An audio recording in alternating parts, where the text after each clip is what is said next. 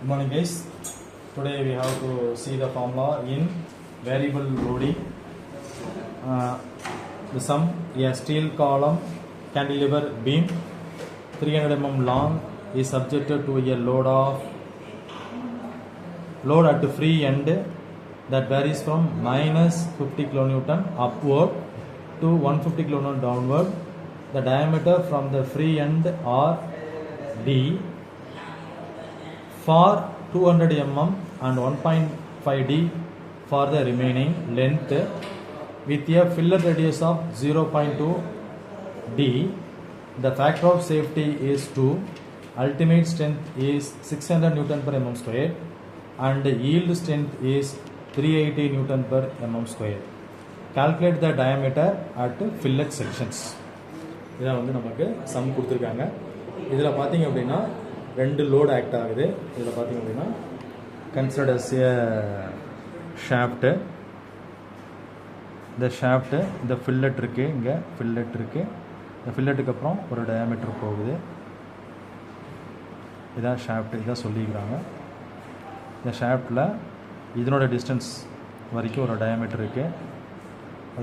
இதுக்கப்புறம் ஒரு டயாமீட்டர் இருக்குது. ஓகேங்களா? இந்த லோடு எப்படி ஆக்ட் ஆகுது அப்படின்னா ஒரு லோடு அப்வேர்ட்லேயும் ஒரு லோடு டவுன்வேர்ட்லேயும் ஆக்ட் ஆகுது. ஓகேங்களா? இதனோட டோட்டல் லென்த்து எவ்வளோ கொடுத்துருக்காங்க அப்படின்னா 300 mm கொடுத்துருக்காங்க. இதில் டவுன்வேர்டில் வந்து லோடு ஆக்ட் ஆகுது 150 kN கொடுத்துருக்காங்க. அப்வேர்டில் -50 kN கொடுத்துருக்காங்க. இதனுடைய ஃபில்லட், இந்த ஃபில்லட் செக்ஷனோட ரேடியஸ் வந்து 0.2 D அப்படின்னு கொடுத்துருக்காங்க. ஓகேங்களா? இப்போ இதனுடைய டயாமீட்டர்ஸ் பார்த்தீங்கன்னா இதை D அப்படின்னு சொல்கிறாங்க. இதை வந்து 1.5 D அப்படின்னு சொல்லுவாங்க.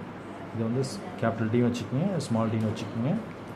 Capital D considered as a D and small D வந்து 1.5 D. இதுதான் நமக்கு கிவனில் கொடுத்துருக்கிற சம்முனுடைய சுருக்கமாக நம்ம புரிஞ்சுக்கிறது. ஓகேங்களா? இதை வச்சு நம்ம கிவன் டேட்டா எழுதணும் அப்படின்னா லென்த் வந்து டோட்டல் லென்த் 300 mm. இதனுடைய L1, இது L1 வச்சுக்கோங்க, L2ன்னு வச்சுக்கோங்க. இதனோட டிஸ்டன்ஸ் 200 mm. L2 வந்து 100 mm, டோட்டலி 300 mm. இப்போ ஸ்மாலர் டயா, இது வந்து ஸ்மாலர் டயா வந்து D அப்படின்னு வச்சுக்கோங்க. லார்ஜர் டயா வந்து 1.5 D.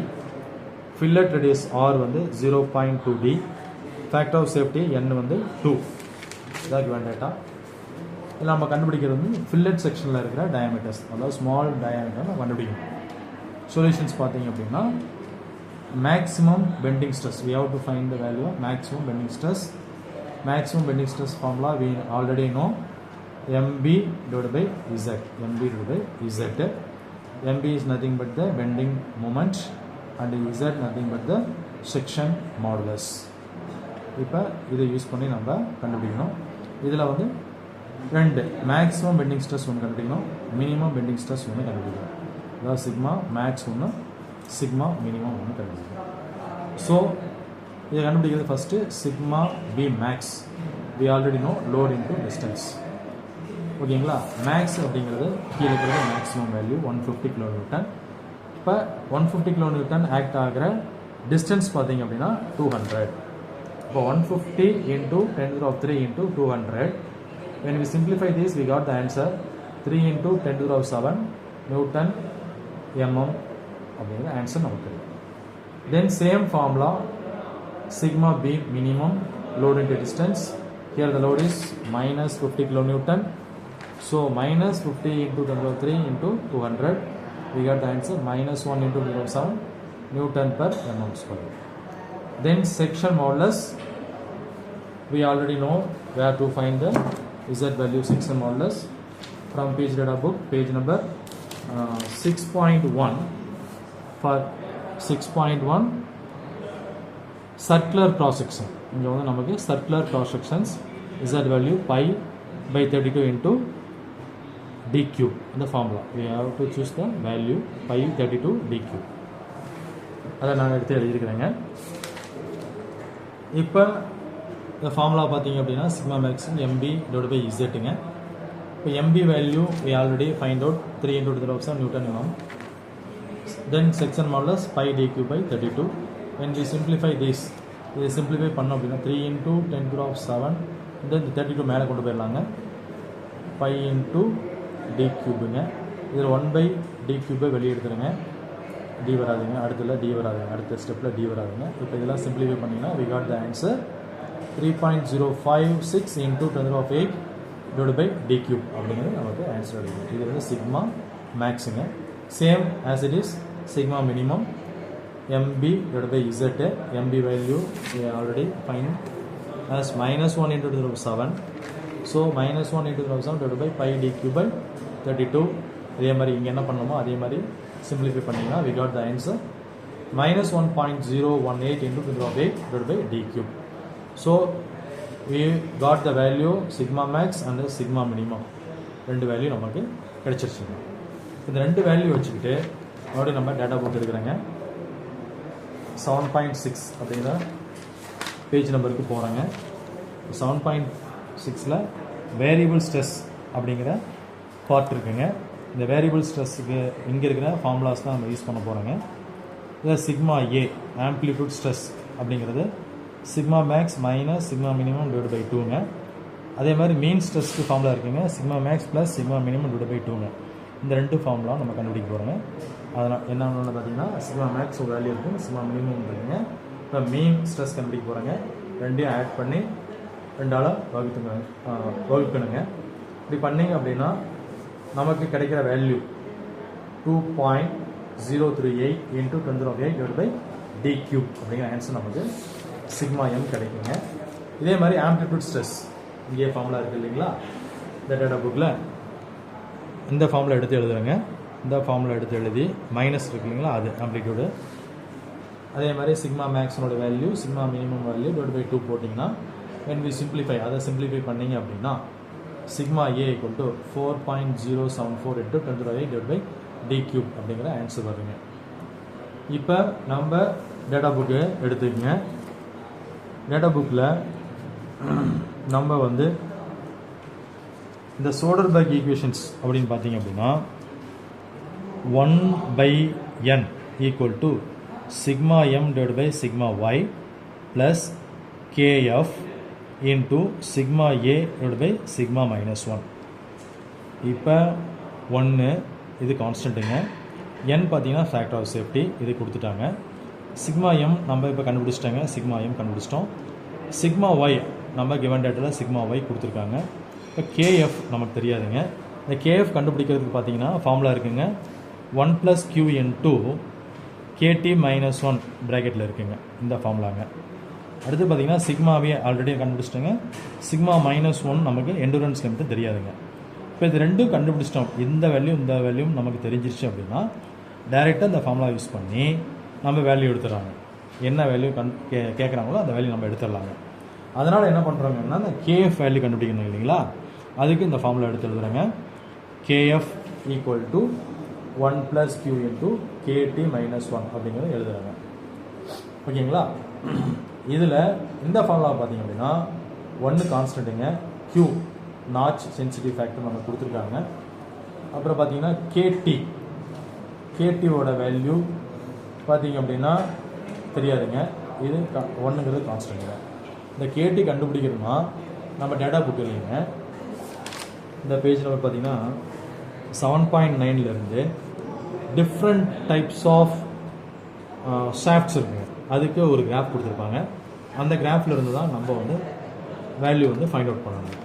இப்போ நமக்கு பார்த்தீங்க அப்படின்னா நம்மளுடைய டயக்ராம் பார்த்தீங்க அப்படின்னா இப்படி இருக்குங்க.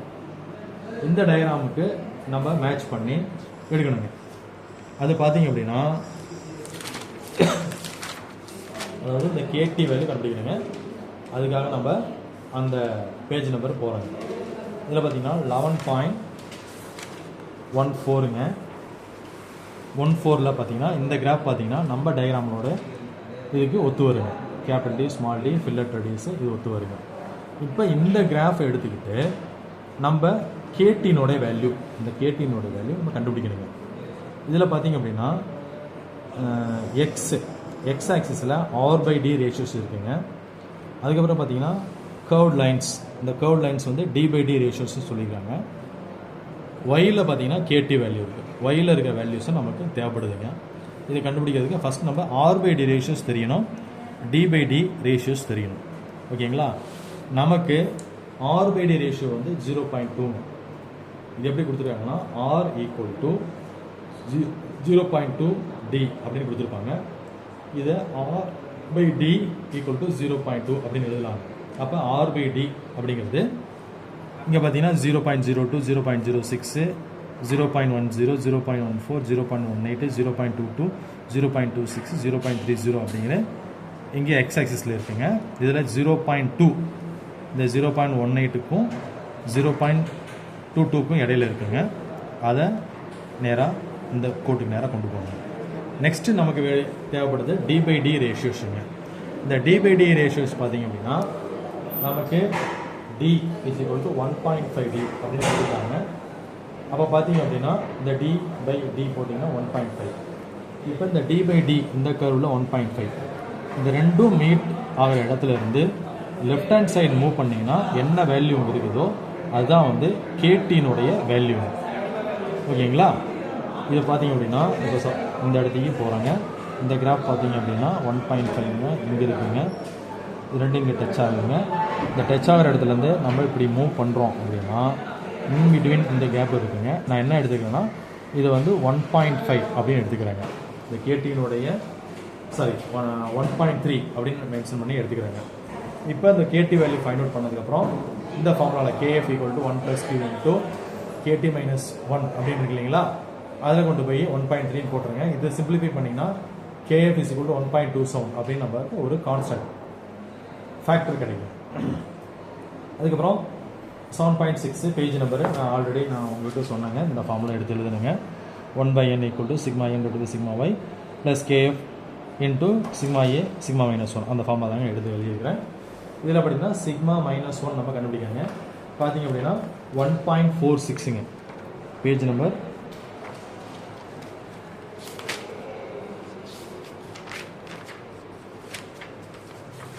1.42 சாரிங்க 1.42ங்க. இதில் பார்த்தீங்கன்னா எண்டூரன்ஸ் லிமிட் இருக்கு இல்லைங்களா?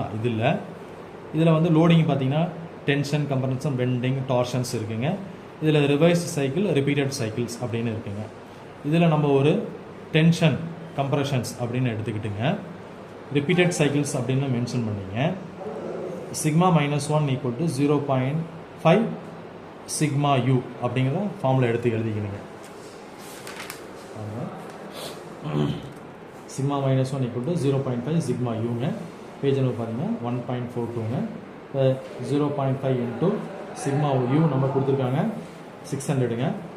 இதில் மல்டிப்ளை பண்ணிங்கன்னா 300 Nm/m². கிடைக்கும். இப்போ இந்த ஃபார்முலாவில் ஆல்ரெடி நம்ம σm கண்டுபிடிச்சிட்டோம், σy கொடுத்துருக்காங்க, KF வேல்யூ கண்டுபிடிச்சிட்டோம், σa ஆம்ப்ளிட்யூட் ஸ்ட்ரெஸ்ஸு, σ-1 இதெல்லாம் வந்து உள்ள போட்டிங்க அப்படின்னா இதை சிம்பிளிஃபை பண்ணிங்கன்னா we got the answer diameter is equal to 115.38. இது நியர்பை வேல்யூ வந்து 116 mm. ஸோ த ரிசல்ட் பார்த்தீங்க அப்படின்னா டயமீட்டர் வந்து 116 mm. இதாங்க நம்ம ஃபில்லட் செக்ஷனுடைய டயமீட்டருங்க. கண்டுபிடிச்சாச்சுங்க. தேங்க்யூங்க.